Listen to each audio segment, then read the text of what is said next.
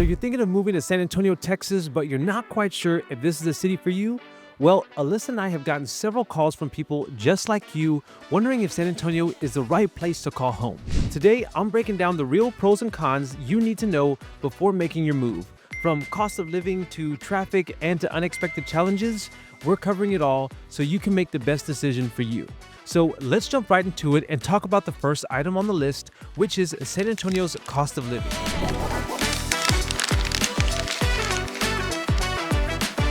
The overall cost of living in San Antonio tends to be lower than in many other major cities across the US.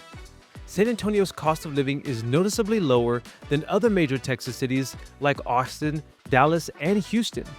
Housing is the biggest difference. Home prices and rent are significantly cheaper here than in Austin, where the market has skyrocketed in recent years. When it comes to everyday expenses, San Antonio tends to be more affordable as well. Groceries here cost about 10 to 15% less than in Austin and are roughly on par with Dallas and Houston. Gas prices are usually lower than the national average, often cheaper than in Austin.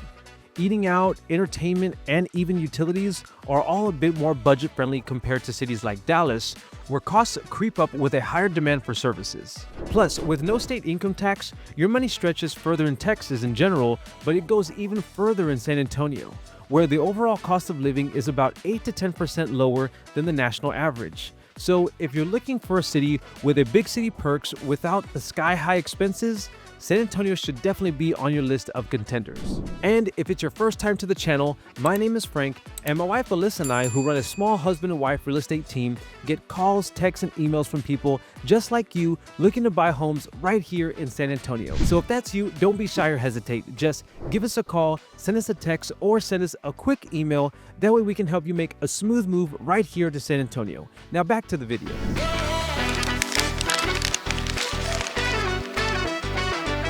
Now, the second pro on the list is San Antonio's climate and weather. San Antonio's climate is generally warm throughout the year with hot summers and mild winters. Now, I have to be honest and say that the weather here can actually be considered a pro and a con, so I have it listed under both. You'll understand what I mean as we talk further in the video. But the weather is great here about 9 out of the 12 months each year. With the exception of mid-June to mid-September, most of the year it's pretty mild with warm sunny days. Our winters here are very mild compared to northern states, even compared to northern Texas cities that see snow.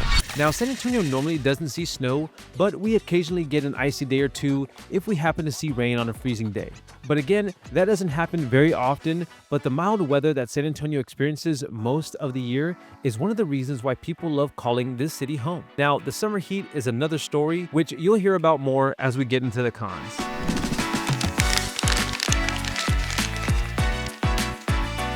Moving on to the third item on the list is going to be employment opportunities. San Antonio's economy is diverse, with sectors such as healthcare, military, technology, hospitality, and manufacturing. Major employers like USAA, HEB, Toyota, and our many healthcare institutions provide a range of job opportunities that cater to different field and skill levels. I'll put a link up here on the screen so you can check out a video I recently filmed where I talk about the big changes that are coming to San Antonio. In that video, I discuss job growth and which industries are experiencing the most expansion. While San Antonio is growing at such a fast pace, the job market is increasing as well. Fields like cybersecurity, healthcare, and manufacturing are a few that have rapidly expanded in the city. Not only do we have top-notch cybersecurity programs, but the medical center here is a major healthcare hub, not just in Texas, but for the entire region. I mean, we have some of the best hospitals and research institutions in the country.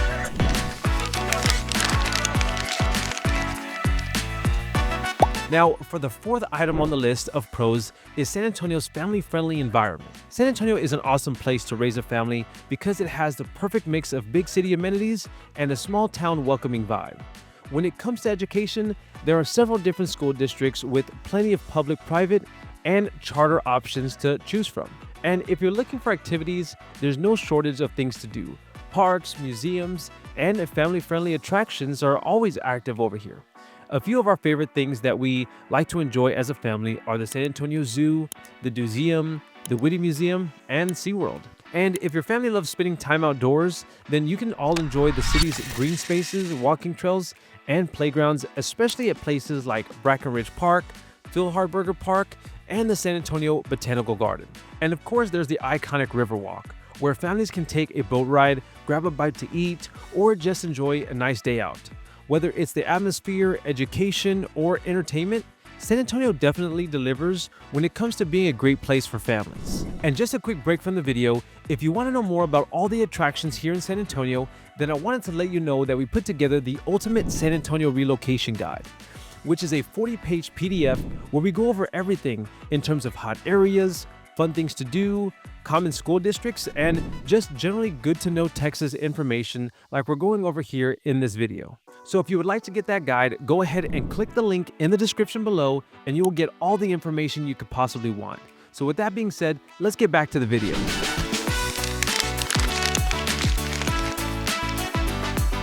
San Antonio is packed with history, and you can feel it everywhere you go, which brings us to the next pro on the list, which is San Antonio's rich history and landmarks. The city is most famous for the Alamo, where the legendary 1836 battle took place, but that's just the beginning.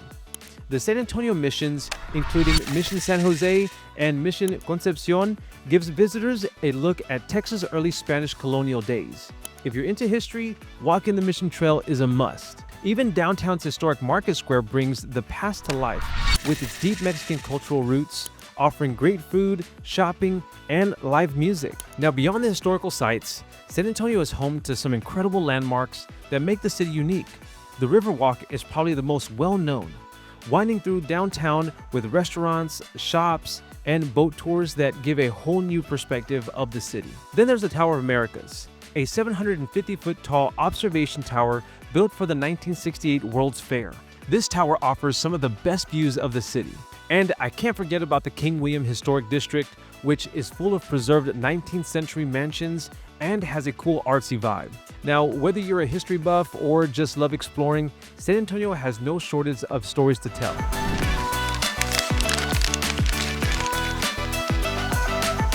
Now that we have talked about all the great parts of San Antonio and why you would love living here, let's get into the not so great aspects.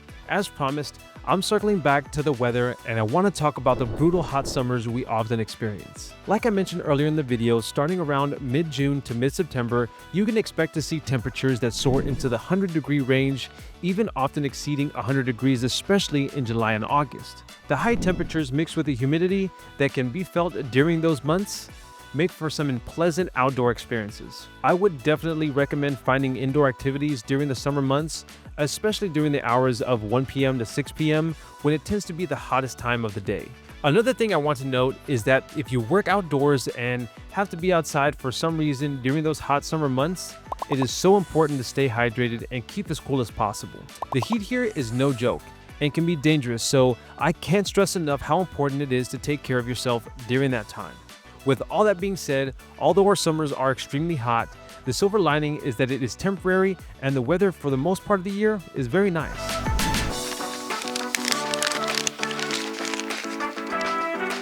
Moving on to the second con on the list is San Antonio's traffic. The city's rapid growth has resulted in increased traffic congestion, which can definitely be a headache, especially with all the road expansions and construction projects going on.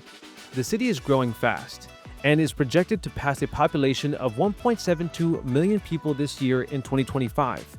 And more people means more cars on the roadways. So highways like Loop 1604, I-10, and Highway 281 are constantly being widened to keep up with the demand.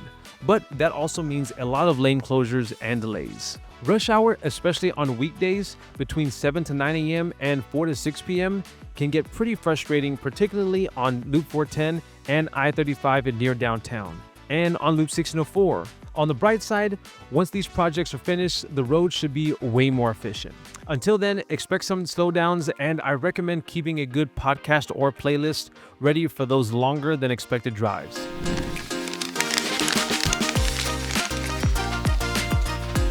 Now, another negative side to San Antonio is public transportation. Here in San Antonio, it's pretty limited, especially compared to bigger cities like Dallas or Houston. Now, the main option we have here is via Metropolitan Transit, which runs buses throughout the city, but the routes aren't always the most convenient, and they don't cover every area as well as they should. If you're trying to get around without a car, it can be a bit of a challenge since there's no light rail or subway system. Rideshares like Uber and Lyft do help fill the gaps, but if you're relying solely on public transit, that can make your commute take a lot longer than what you would be driving. That being said, downtown is one of the easiest places to get around without a car, thanks to options like Via's Viva buses, scooters, and bike rentals. But outside of that, San Antonio is definitely a car-dependent city. So if you're moving here or planning to stay long-term, having your own vehicle will make your life a whole lot easier.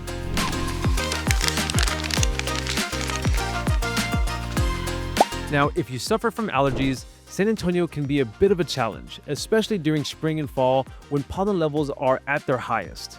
The city has a lot of trees like cedar and oak, which release huge amounts of pollen that can trigger sneezing, itchy eyes, and congestion for a lot of people. Cedar fever is particularly rough from December to February, which can make the season feel like a never-ending battle against the pollen. I can personally say that both Alyssa and I feel the negative effects of mountain cedar each winter season, so we make sure to have allergy medicine on hand during that time.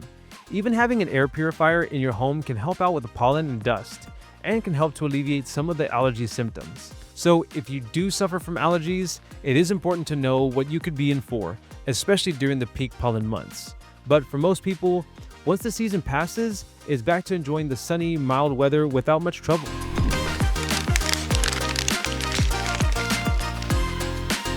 Now, property taxes in San Antonio can be a bit of a shock for newcomers, especially since Texas doesn't have a state income tax.